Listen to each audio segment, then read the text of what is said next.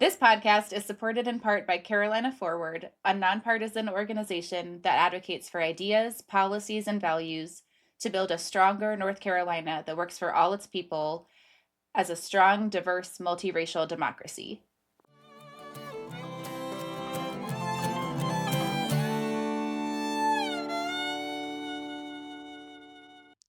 Welcome back to the Foxfire Dispatch, where we shine a light on the sparks of resistance, community, and change in the South. I'm Liz, an organizer and county party chair in Granville County, North Carolina. And I'm Gina. I am a city council member in Henderson County, North Carolina, and today's episode is packed. We are digging into Roy Cooper's announcement, forever Governor Roy Cooper's announcement that he's running for U.S. Senate in 2026. The entry of RNC Chair and Trump loyalist Michael Whatley into that race on the GOP side. The veto overrides that just steamrolled through the North Carolina General Assembly this past week, and grounding it all in the joy and solidarity of this statewide Democratic fundraising event known as the Unity Dinner. Because even in the face of things like power grabs and bad faith politics, we are still organizing, still doing events that feed each other, still showing up. And holy cow, Roy's very coy announcement that we talked about at Unity Dinner, and I know we'll talk about the dinner later. That was really something cool to witness and be a part of. And then it was Monday, right, that he officially announced? I honestly, this week has been crazy. Yeah, it was Monday morning. It was like first thing Monday morning. Unity Dinner was Saturday night, so we saw him there. Having so much fun teasing all of us. I mean, I think everybody knew that he was going to announce, but he had a lot of fun kind of like making us wait until the last possible second for sure. That was a room full of people who were just desperate to hear him say he was running, and he did everything other than say that. And this is a huge race, right? I feel like there's a real sense of hope with a Democrat with such positive name ID coming into the race like Governor Cooper. But this seat could also, I mean, it's a big deal because it could determine the control of the Senate in 2026, right? And former Governor Roy Cooper, he's got a strong name ID. He's got a record that is really resonant with, I think, everyday working class North Carolinians. But he is also not running unopposed, and that's also kind of news that came out amid the craziness of this week, right? Yeah, so Michael Whatley, who is the co-chair of the RNC with Laura Trump, he got into politics to support Jesse Helms, if that tells you anything about his politics. He was in high school and felt so moved by Jesse Helms and the races that he was running that he decided to get engaged then, and has stayed on that same trajectory since then. So he is a loyalist for sure, and has been for, what is that, 40 plus years now? So Yeah. we've got a lot of years of evidence that we should be raising some alarm bells with Whatley's name. I have got to be real with you. I think the first time I heard about Whatley was last year as we were talking about who the NC GOP, the North Carolina Republicans chair was, and the idea of him being elevated to the RNC like was when he first kind of came on my radar. But his like insider trading within the Republican Party has like been it's gone on for like a long time. He came on my radar last year when it was like, this is the NC GOP chair, and Trump might appoint him to be RNC co-chair with his family. Like, what the fuck ever. But yeah, like what a dumb, like, tell me your position of power has no actual power. Yep. But so he's somebody who supports like the election denialism of 2020, right? Like the idea that Joe Biden did not fairly win that election, and he promotes that. So in that way is like supportive of like January 6th and the insurrection there. I know he's been a lobbyist in a way of like the kind of lobbyist that we really don't like. Yeah. Whatley was on a team of lawyers working on George W. Bush's behalf to dispute the outcome of the 2000 presidential contest. He's an OG election denier. Yes, and you remember the 2000 presidential election was the hanging Chad election that was Bush versus Gore. I And we remember had this to only in theory because I was 8 years old in a non-political household. But Okay, I was 10 in a political household. So, or in a household that listened to a lot of NPR, I should say. Nobody was like doing politics, but we were talking about it a lot. So, anyway, the way that the votes were counted because of the way that ballots had been designed and were being used in 2000 meant that it was unclear how the state of Florida had voted, and those were the electoral votes that we were waiting on for a long time. And eventually Gore just conceded because of whatever math was being done. So, all that to say that Whatley goes back that far as somebody who has been critical of voting systems. After that, he started lobbying for big oil companies. So, not a superstar trajectory. Okay. And I want to say, wasn't it that the Supreme Court, like, that Sandra Day O'Connor's like citing in an opinion from the Supreme Court, like, stopped the votes being counted in Florida in this case, where there was like a very small number left to count? There were a very small number left to count.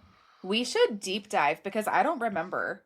We could look That it would up be an and interesting, like, historical look for sure. yeah, I feel like that's right before, like I have vague overarching memories of like what the news cycle was of the time, but I haven't given it a deep dive in a while.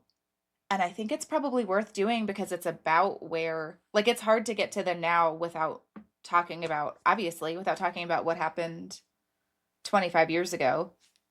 It's so tied, the election denialism then so tied into the what we see in the Republican Party Yeah. now, but also just the way that it paved the way for the gerrymandering and census, like, because of censuses that happened under Republican administrations. Yeah, no, it's Yeah. crazy. And the messaging since then and before has been that you shouldn't trust your electoral systems and that you shouldn't feel confident in your vote and that your vote is at risk of some kind of interference. That harkens all the way back to this era. Yeah. And I mean, I feel like Michael Whatley being one of the lawyers that fought essentially for the opposite of election integrity while saying, like, this is in the name of election integrity. Like, first of all, if the judge says you're wrong in a case like that, I'm like, I want to say, like, the consequences should be like you lose your license. Like, Mhm. you cannot, if the lawyers are going to practice the law and they're going to claim to do so ethically, then when it's found that, like, you truly didn't, that you acted in an unethical manner in a way that is, like, not fair, not cool, or like seeks to bend the meaning of the law to, like, suit your own needs, then, like, there should be consequences. Yeah. You shouldn't just get to keep practicing law and being like a fine privileged white dude. Like, there should be some work related consequences for that. And I just, Yes. wild to me, this man has not suffered any consequences, but such is the world that we are living in. But now he's going to run for Senate, never run for an election in his life. Roy Cooper never lost an election in his life, right? Right. So hopefully it's a matchup that at least, like, is an opportunity for the Democratic candidate to perform really well, hopefully. Yeah. So I read an article that quoted former district chairs for my congressional district NC11 for the Democratic Party and for the GOP. And they both said that not only do they expect this to be the most expensive Senate race in history, which I think is where I think we all see that coming, Mhm. but both of them said that they think that Whatley has an uphill battle.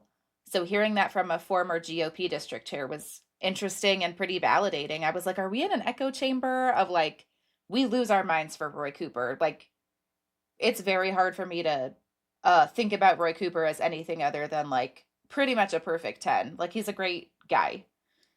So it was good for me to hear, like, okay, this is the general consensus, is that he is beloved, he has a great shot, and the GOP candidate in this race is going to have to work really hard, and even the GOP is saying that and acknowledging that. Yeah, I love that. That is Yeah. great to hear. I Had not read that. know. Have read a couple of articles about the news this week, but have not been as plugged into the tap of it as usual.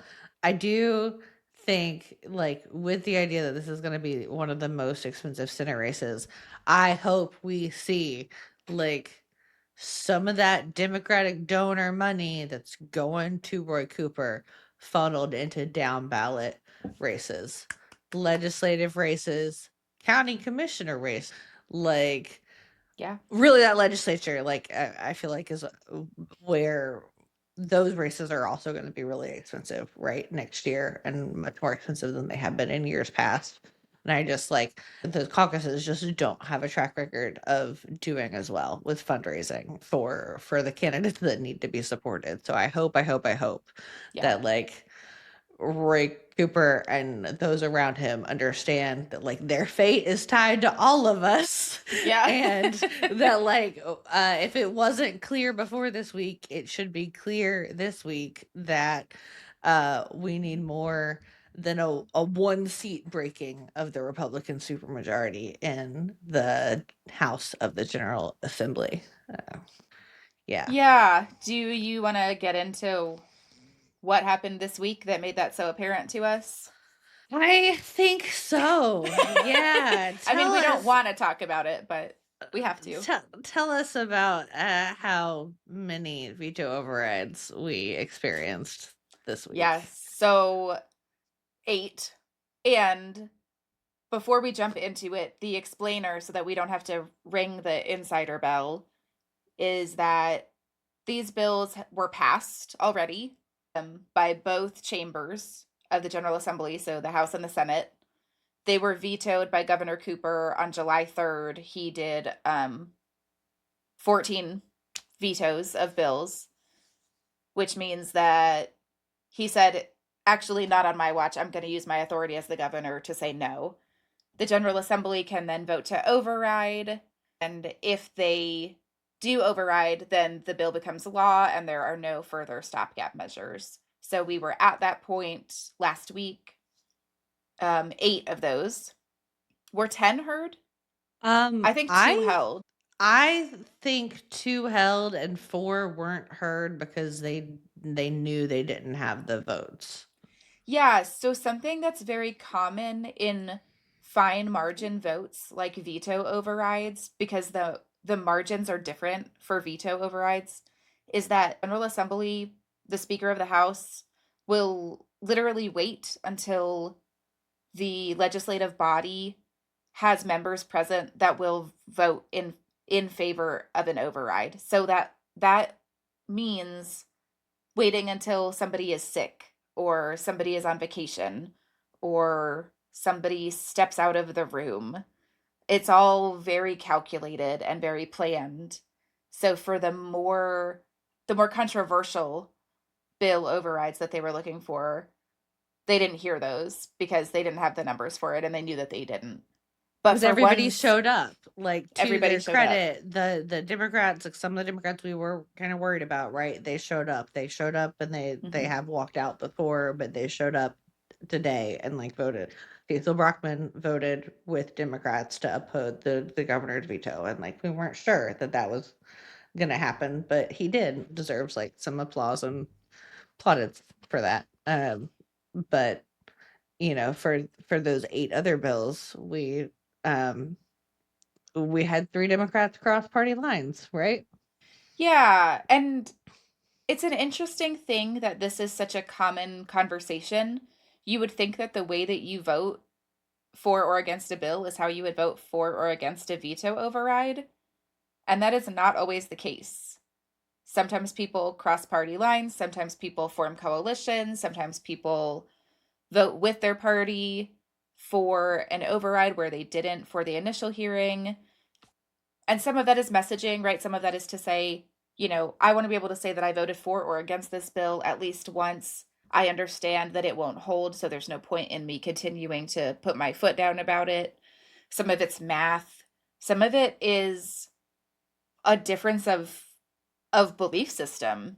And one example of that is the way that Representative Carla Cunningham voted for House Bill 318, which is an incredibly dangerous bill that changes the way that ICE and Homeland Security can act in the state of North Carolina. And Rep. Cunningham voted for the veto override. Josh Stein did not want this bill to become law. Rep. Cunningham was the sole Democratic vote that was needed, push this bill into the last possible place it needed to be to become law. So it is law now because of the vote that Representative Cunningham made last week. And she did so with what I think we can safely describe as a vitriolic speech. So the hope was that Democrats would hold the line, and all of them did, except for Representative Cunningham.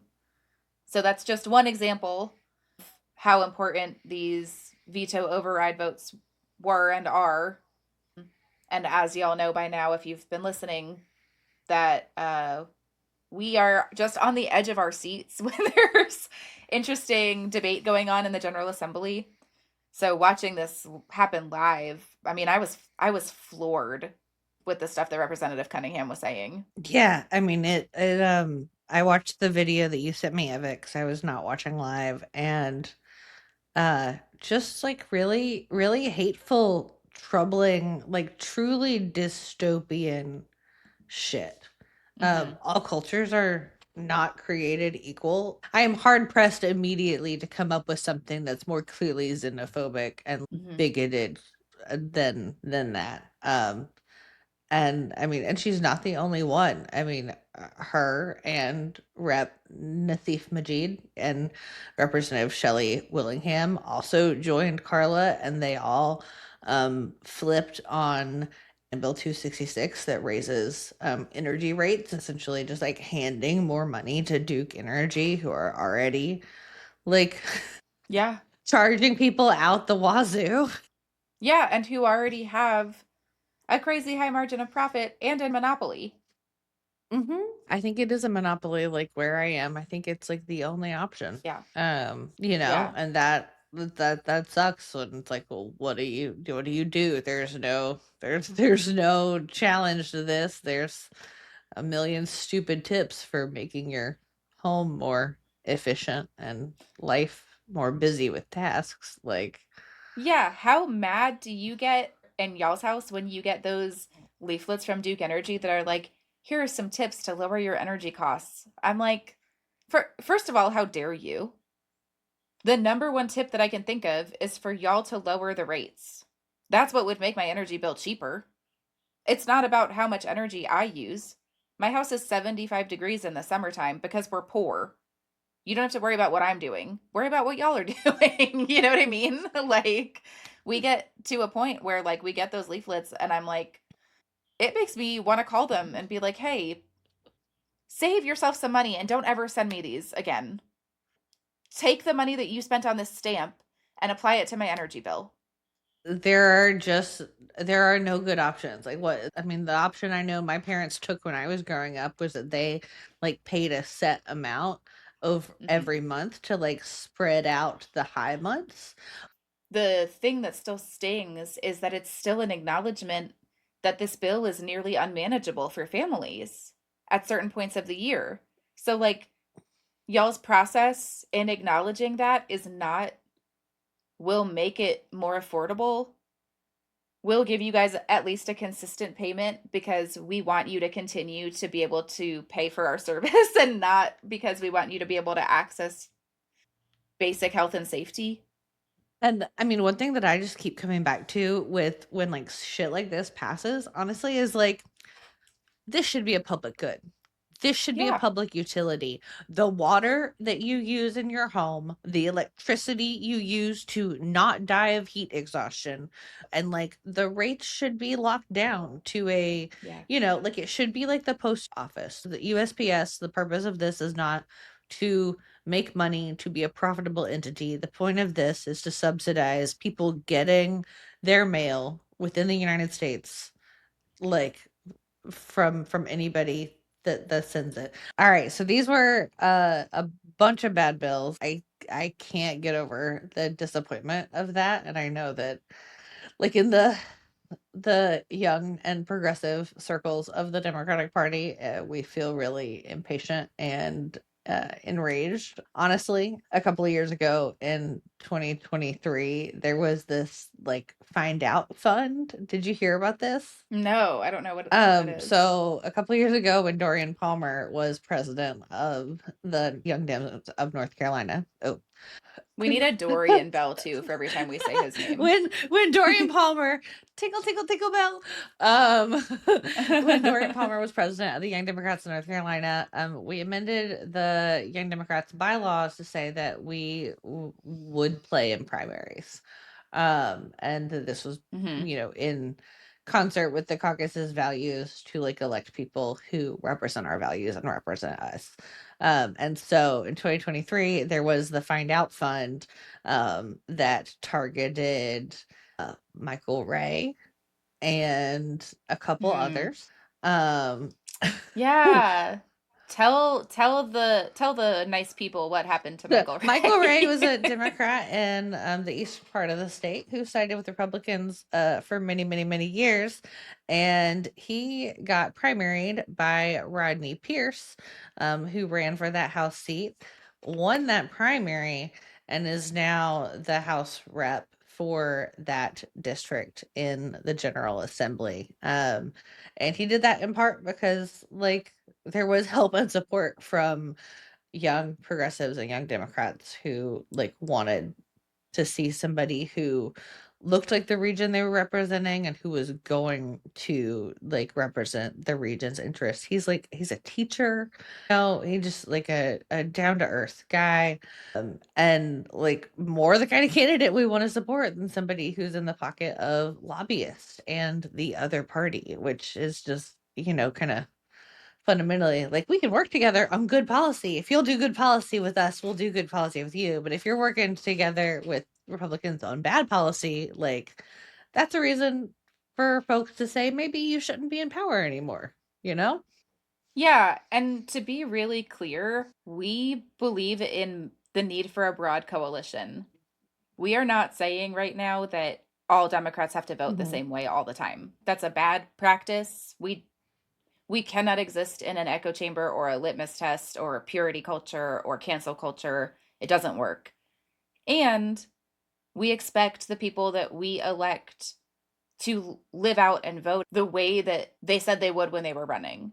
So if you're not aligning once you get into office with the expectations that the voters had for you, with the way that you presented yourself to voters as you were running, then those are the cases in which it's important that we primary, because we need somebody there who does represent the values of the people who have the power to vote you in or out. And like we say all the time, public officials work for the people. So you can do whatever you believe for sure.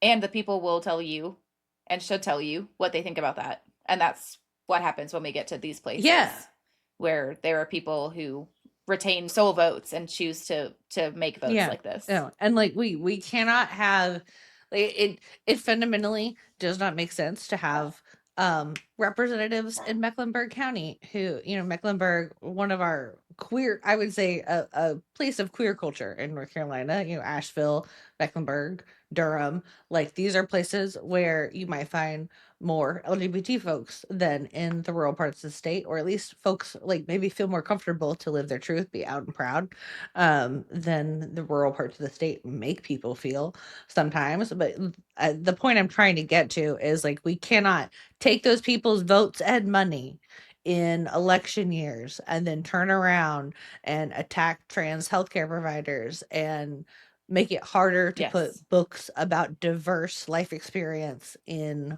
libraries. Like these are things that are just fundamentally opposed to each other. Rodney Pierce is running again in 26. PS. If anybody wants a down ballot race to donate to, it's a great one. Full support for that. Full support for that. Do you want to talk about 805? I don't know a ton about it besides that it was going to make healthcare harder for trans kids. Do you have more details about that than I have on hand?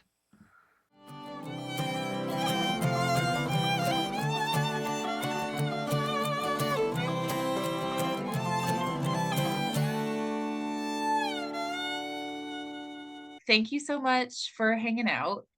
I think we could maybe start with an introduction to you, who you are, and the work that you do, and how this bill and so much of what else is going on at the state level is relevant to you. Yeah, absolutely.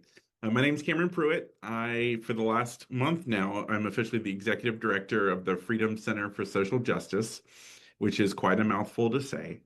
But we do a lot of interfaith work and we prioritize advocating for marginalized folks. So we want to make a better North Carolina for people regardless of race, gender identity, your zip code, whether you're in urban or a rural area. And we work a lot with people of faith to move that forward because we feel like faith voices often get one-sided in these conversations. And so we have a strong commitment to justice, to equity, to liberty, and that kind of grounds our values. So we do work with trans faith leaders. We just got off our Trans Faith and Action Network retreat, which brings together trans folks who are ordained or seeking ordination from all over the country, but really grounded. We do our retreat in Durham. And so really coming off that has just been really amazing. And so, yeah, that's a little bit about the work we do. That's incredible. I feel like that work in that niche is so important in this timeline because we are hearing amplified voices that aren't necessarily representative in all kinds of the fields and all kinds of vocations. So I'm grateful that y'all are really stepping up and doing that work. It's so important. Yeah, I mean, and it's just been, I think the thing that keeps me grounded in this work is the amazing people I get to meet every single day. We do a lot of immigration advocacy and response right now, and just seeing so many folks get out of their comfort zones because they see the urgency of the moment. And even Yes. like the work that y'all are doing, right? Finding new ways to speak up, finding new ways to stand up, that so many folks' light bulbs are going off that this is not normal. This is not the status quo we want. And so that's what kind of keeps me going, is that every day I'm meeting someone new who's pushed themselves out of their comfort zone in their community, trying to find new ways to support. And so, there are exciting moments, to be had. That's amazing. And speaking of the lack of normalcy that we're seeing, the one that I wanted to talk to you about specifically was 805 because of the work that you do and because kind of like while it was all happening, I think the day after that veto was overridden, y'all put out a statement or did a presser on it. So Liz and I were talking about it and we were like, who we need to get to speak to this is Cam because he knows what's going on. Yeah, actually, we were having a press conference right while the vote was happening. And actually, the vote happened before we were done with our press conference.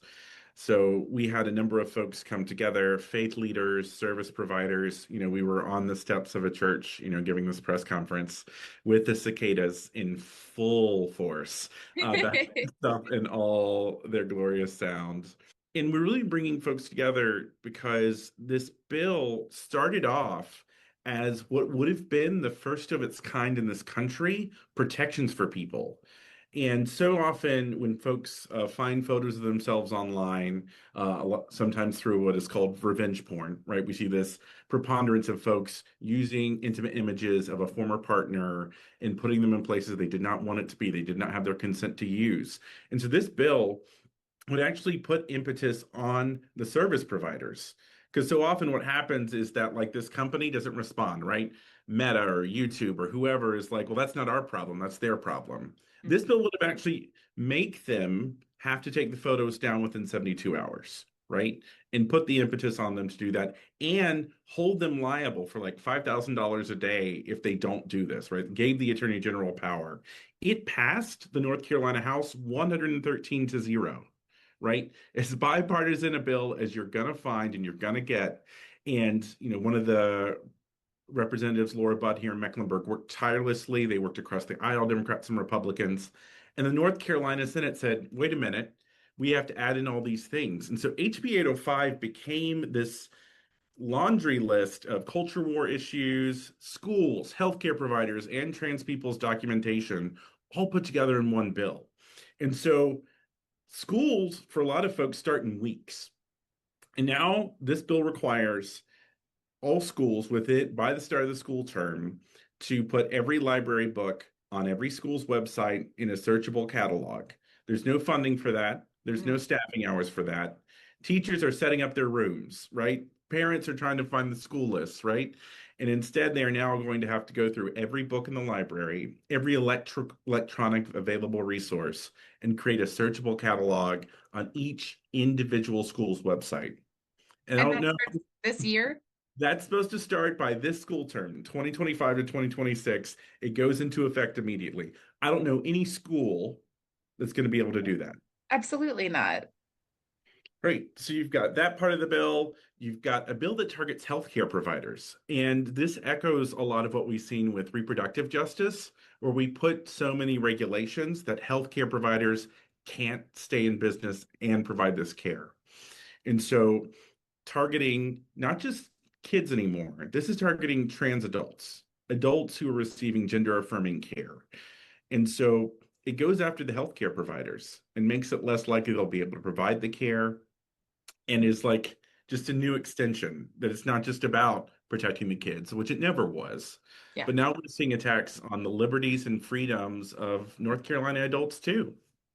Yeah, and the way that the bill shifted, and Representative Budd talked about this on the floor during that override hearing and said the way that y'all have shifted the content and body of this bill has left all of us just dumbfounded. Her saying that and her being kind of transparent about what had gone on in the process got me to start looking back through the versions of the bill that have been filed.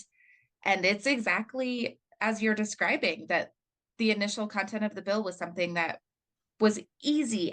I mean, so easy to agree on, and stuffing all of these little pieces of culture war bullshit into what should have been one thing that could have helped so many people in the state and kept people safe, and turning it into something that is going to cause all of these staffing issues and all of this healthcare harm to folks in the state is just a page out of the worst playbook when there are so many needs that are not being met. Right, right. We still don't have a budget, right? And we still are like awaiting a real relief bill that actually puts the money behind the promises and words for folks still recovering from Hurricane Helene. And we have more floods and tropical storms coming and no plan. And this is a nothing of the Medicaid and SNAP cliffs we're all heading towards now because of what's happened at the federal level. And so our state legislature just finds ways to exclude people, to remove people, to defund things over and over and over. And so it was just particularly, and that's been one of the things that we've been grappling with, that one of the folks who we've worked on hate crimes legislation together with was Representative Nassif Majid, who initially voted against HB 805 and then was the one Democrat to vote for the veto override. And so that also has put us in sort of, we were floored by that. Representative Majid had previously voted for LGBTQ rights pretty consistently. It had been endorsed in the past by Equality North Carolina, right? Just all these things. And then someone you've been in partnership, right, with community with. It's just been very shocking for a lot of us here that if the veto was going to be overridden, that's also not where we thought it was going to come from. Yeah. So what does moving forward look like with that relationship? Yeah, absolutely right. There's still a lot of issues that, we really would want to work with, right? The Representative Majid's district includes one of the Islamic centers of Charlotte, who we've done a lot of talking with and work with, right? Islamophobia is on the rise right now. Folks feel unsafe. And so it's important for us to continue to try and find ways to partner with that community when we can. And this is one of the things about coalition building that's hard, right? Is finding those moments where we may disagree on some things. And also, our representatives have to be held accountable. I think it's important for us to educate our folks when things like this happen. It was 8 veto overrides, right? There's so much to talk about what happened that day at the Duke Energy bill, right? Which is going to increase the cost for folks across the state. We have multiple gun bills. One of them was overridden. We have another one sitting, in what they're calling the veto garage right now, that will allow for, allows for guns in private school campuses, right? And so there's so much going on, and I think that's why it's so hard to be doing this work right now, right? When you're worried about reproductive rights, you're worried about immigrant communities, you're worried about folks on Medicaid and SNAP, you're worried about your LGBTQ neighbors, right? And it's all happening at once, and it's very hard to keep up with, right? Which is why we're all having these conversations to begin with. So, as we move through the kind of immediate fallout of all of the legislation of this, do you have concerns about like immediate impacts or things that North Carolinians should be aware of or looking out for or changes they might see? Yeah, I mean, we have seen that folks who are trans or have trans family members who have the means are already leaving the state, right? That folks are already finding places where they believe they'll be more safe, and they probably will be, right? Even Virginia has better laws than we do North Carolina when it comes to access for healthcare for trans folks, especially.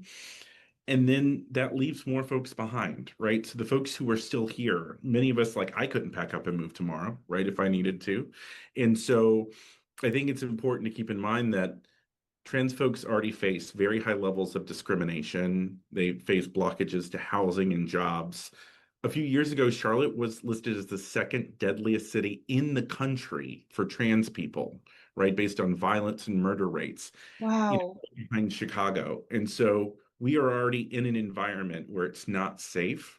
And bills like HB 805 have real human impacts that too often I think we can get caught up in whatever the buzzwords or the lingo of the day is of, the way these bills are written, are meant to distract from the real human impacts that they have. And so our folks are already unsafe. They're already less likely to have access to a safe place to sleep, a safe place to work.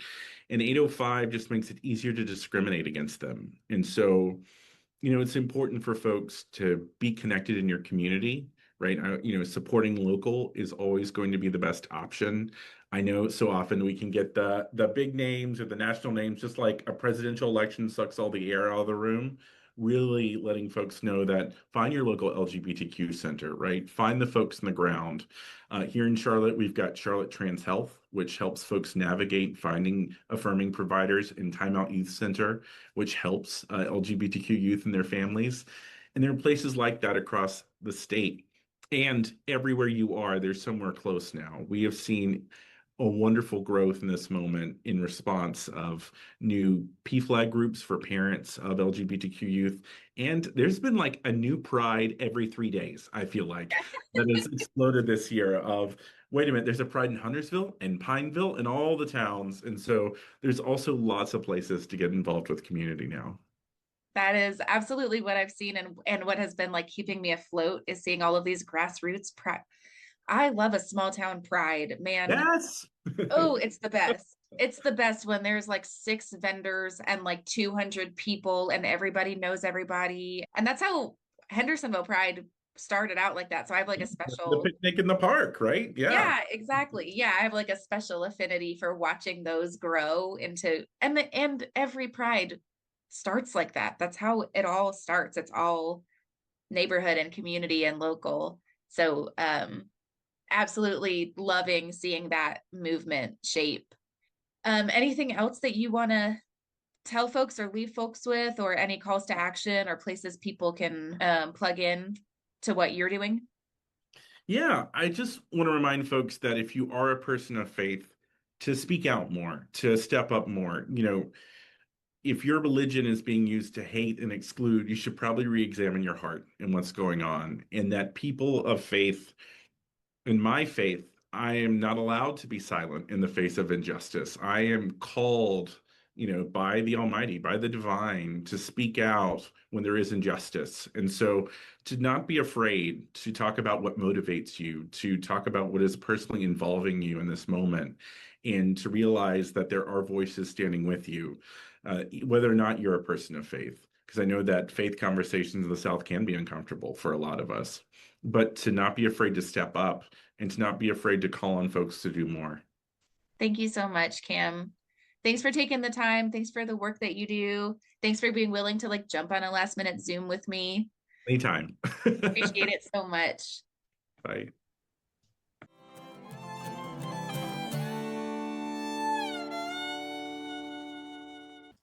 So just like taking a minute, we're gonna talk about some good stuff because yes, that was dark. We had Unity Dinner. We had Unity Dinner this past Saturday. 500 of our closest Democratic friends and colleagues, loosely, at the NCDP Unity Dinner, which was the largest fundraising event for the state party, the state Democratic Party, in the year, held at NC State University's student union, which was kind of cool.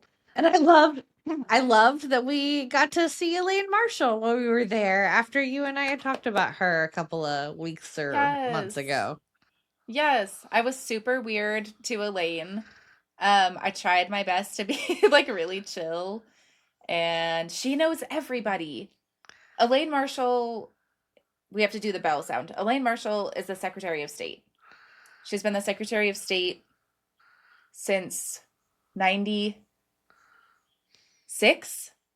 Many years, longer than I have lived in North Carolina. I know that much.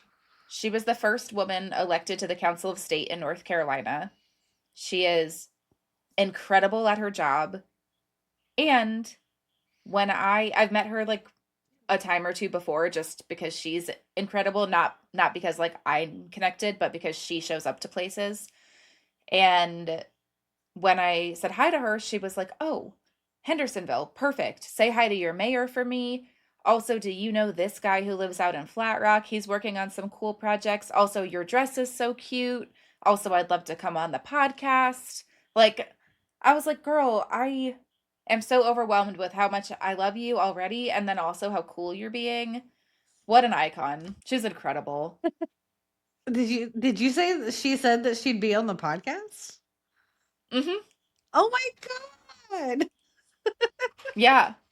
Yeah. I think Anna Ritterman, who's Bull City Anna on Instagram, like pitched it for me. Or maybe it was Preston. I can't, one of the two of them, one of my two like get people amped on pushing for themselves people were like, "Hey, tell her about the podcast, ask her if she'll be on it, like do the connection work you're supposed to be doing right now." And I was like, "Oh yeah, okay, I will." But she was like, "Yeah, sure, I'll do whatever." Oh my God. I was like, "Okay, yeah." Well, that's great, and that will be cool. Very I excited to know. get that I'm so scheduled. excited. I'm gonna be really chill. We were super lucky to get press passes, which was a very cool and nice. Thank you, Democratic Party, for extending that courtesy to us. It was very kind. And I was just a little in awe of like Anna and Kate Compton Barr from Kate Barr Can't Win. And like the plan they had for like, you know, making content while we were there and asking people same list of questions. And I'm always a little overwhelmed at these at big 500 person events and trying to get my bearings in some ways. And I'm like, I know both of us didn't even get a picture with Elaine Marshall, even though we loved her dearly. And like, I gave Allison a hug, Allison Riggs, and like did not get a picture with her either because it just goes out of my head. And I'm just like, I'm so happy to see you. I got a picture with Elaine. I did not get a picture with Jeff Jackson. I let everything else go. Like I was like, I'm not gonna be that girl. But with Elaine, I was like, okay, I'm gonna do it. Good but for everybody else, you. I did do the thing where I was like, no, I couldn't possibly. No, I don't want to intrude, even though like it's a photo op. Like the reception is a photo op. I was like, no. I did thank Jeff Jackson for all of the work that he's done to elevate Western North Carolina. He said, "Hendersonville has always been so good to me." And I said, "Oh my God, I'm so glad to hear that." And he said, "Tell everyone I said hi." And I said, for some reason, I said, "I'll make a billboard."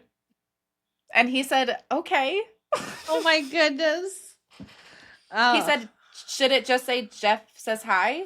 And I said, "Yeah, they'll know." And he said, "All right, cool." Well, you have your marching orders then from yourself. I know. I was like, I don't know what words are coming out of my mouth right now. Oh, that's delightful. That's delightful. Yeah. It's very dumb.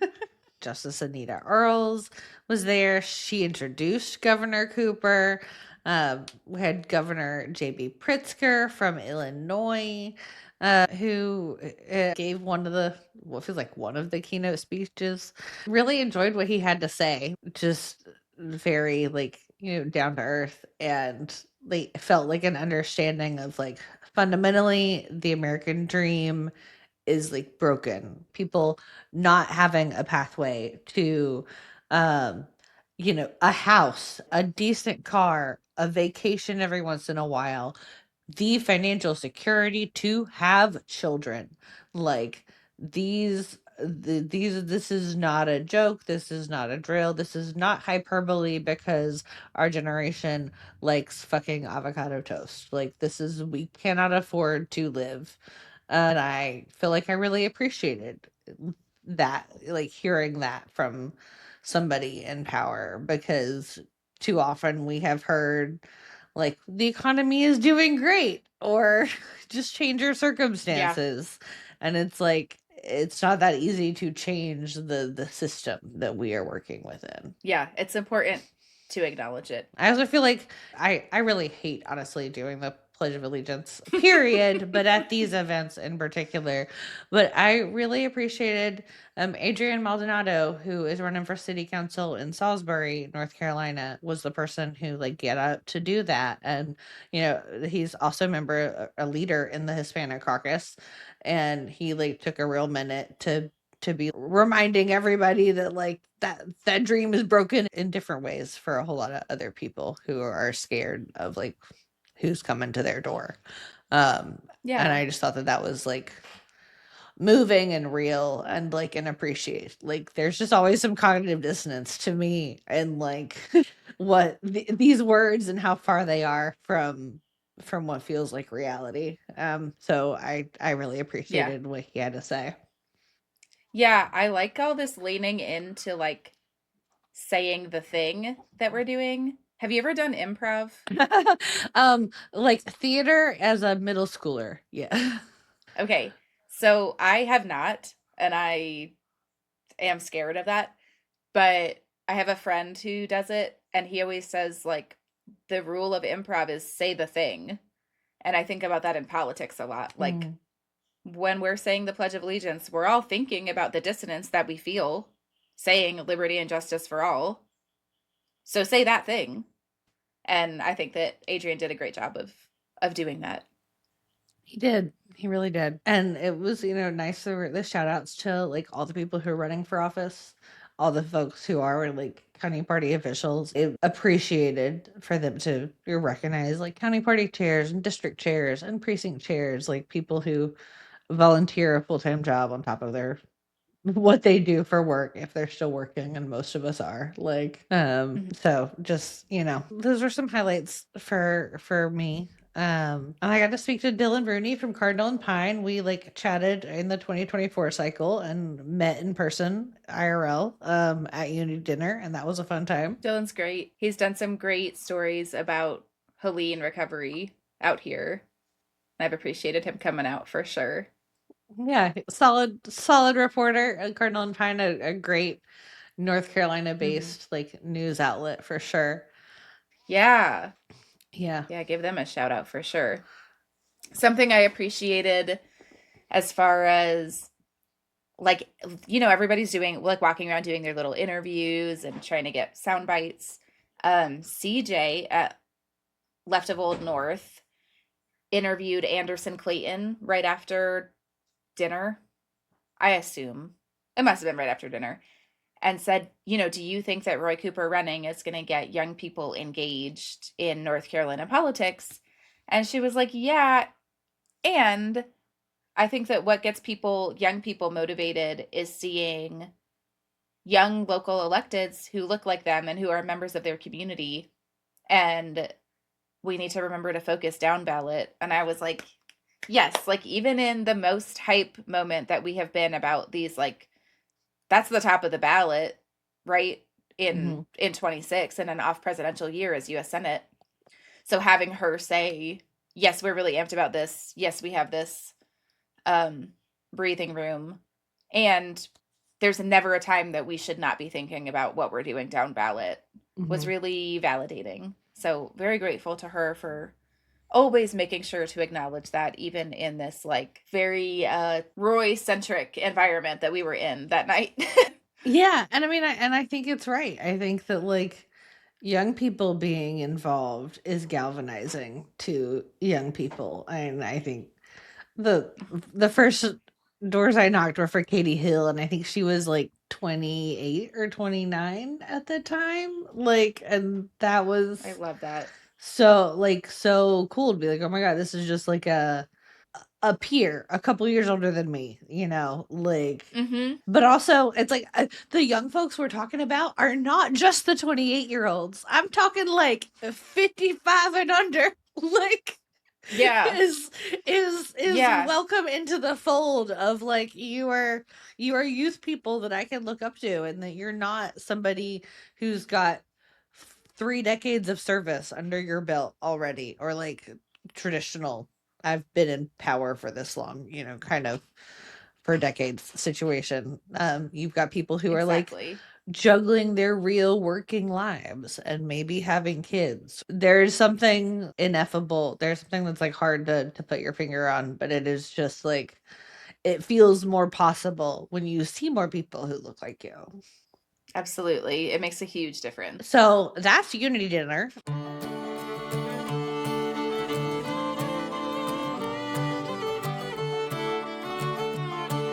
All right, so taking a minute to go to our Even Art is Political mini segment, I am going to read a poem called Look by Solmaz Sharif. It matters what you call a thing. Exquisite, a lover called me. Exquisite. Whereas, well, if I were from your culture, living in this country, said the man outside the 2004 Republican National Convention, I would put up with that for this country. Whereas I felt the need to clarify, you would put up with torture, you mean, and he proclaimed yes. Whereas, what is your life? Whereas years after they look down from their jets and declare my mother's Abaddon block probably destroyed, we walked by the villas, the faces of buildings torn off into dioramas, and recorded it on a handheld camcorder. Whereas it could take as long as 16 seconds between the trigger pulled in Las Vegas and the Hellfire missile landing in Mazar-e-Sharif, after which they will ask, did we hit a child? No, a dog. They will answer themselves. As the federal judge at the sentencing hearing said, I want to make sure I pronounce the defendant's name correctly. As this lover would pronounce my name and call me exquisite and lay the floor lamp across the floor, softening even the light. Whereas the lover made my heat rise so that if heat sensors were trained on me, they could read my thermal shadow through the roof and through the wardrobe. Whereas, we ran into light groups like mass executions with hands tied behind their backs and everybody shot in the head side by side. It's not like seeing a dead body walking to the grocery store here. It's not like that. It's Iraq. It's Iraq. It's kind of like acceptable to see that there and not. It was kind of like seeing a dead dog or a dead cat lying. Whereas I thought if he would look at my exquisite face or my father's, he would reconsider. Whereas, you mean I should be disappeared because of my family name? And he answered, yes, that's exactly what I mean, adding that his wife helped draft the Patriot Act. Whereas the federal judge wanted to be sure he was pronouncing the defendant's name correctly and said he had read all the exhibits, which included the letter I wrote to cast the defendant in a loving light. Whereas today we celebrate things like his transfer to a detention center closer to home. Whereas his son has moved across the country. Whereas I made nothing happen. Whereas ye know not what shall be on the morrow, for what is your life? It is even a thermal shadow. It appears so little and then vanishes from the screen. Whereas I cannot control my own heat, and it can take as long as 16 seconds between the trigger, the Hellfire missile, and a dog, they will answer themselves. Whereas a dog, they will say. Now, therefore, let it matter what we call a thing. Let it be the exquisite face for at least 16 seconds. Let me look at you. Let me look at you in a light that takes years to get here. I love that poem. It's the title poem of a collection that she's done called Look, that takes military language and weaves it through some very real life stories. She was born in Istanbul to Iranian parents. Salma Sharif is the author of Customs and Look, and she's a finalist for the National Book Award. She's got degrees from UC Berkeley, and she studied and taught with June Jordan, who's a huge like canonical poet. She's very well published, and has won a number of prizes, including fellowships from the National Endowment of the Arts and the Landon Foundation and Stanford. And she currently teaches as an associate professor and a chair of arts and humanities at UC Berkeley. That's Solmaz Sharif. That's beautiful. Thank you so much for sharing it. I know this is the second time that we've tried to put it in, and this time I feel confident that it's going to stick and people are going to get to hear it. And it's so important and timely that people do. So thank you for sharing it. I also wanted to point out for listeners that this poem is worth looking up and physically reading because there are some really interesting and important stylistic choices in looking at it. It's really fascinating to hear it read out loud and to follow along with the stylistic choices. So if y'all have the means to Google it, it's well worth it. It adds an interesting element.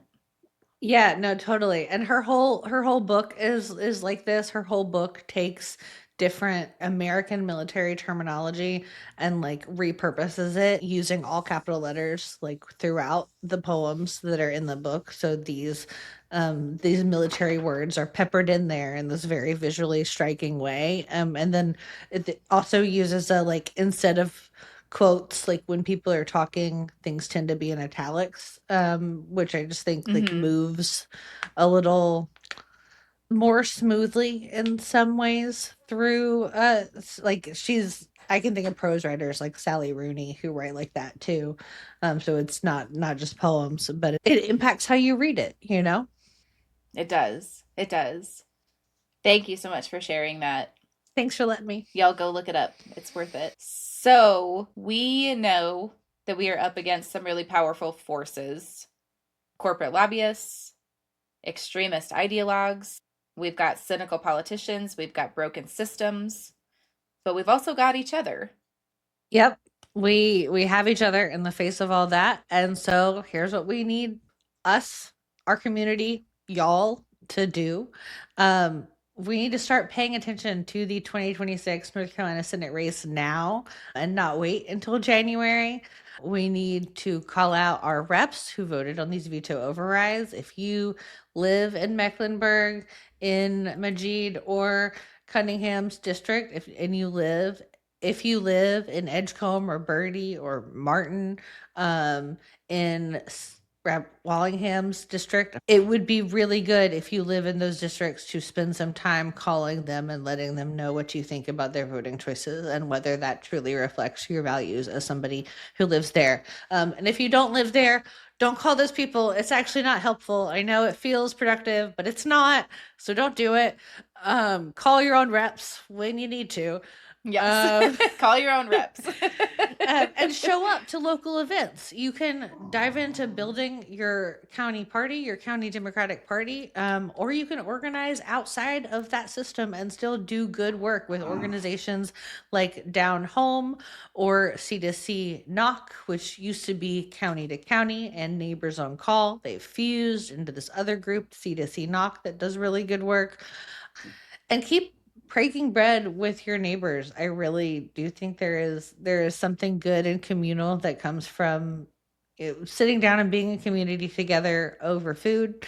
And so to the extent that you are able and willing to extend some curiosity and compassion to your neighbors, and I would argue that we all need to extend a little more curiosity and compassion to our neighbors. Keep breaking bread with people and seeking to find commonalities and find values worth supporting together.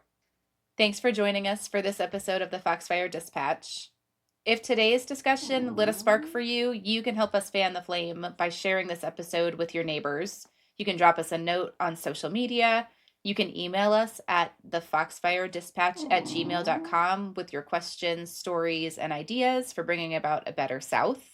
We put out episodes weekly on Fridays, and if you like our content, you can find us at the Foxfire Dispatch on Instagram, YouTube, and Blue, and Foxfire Dispatch on TikTok and Twitter.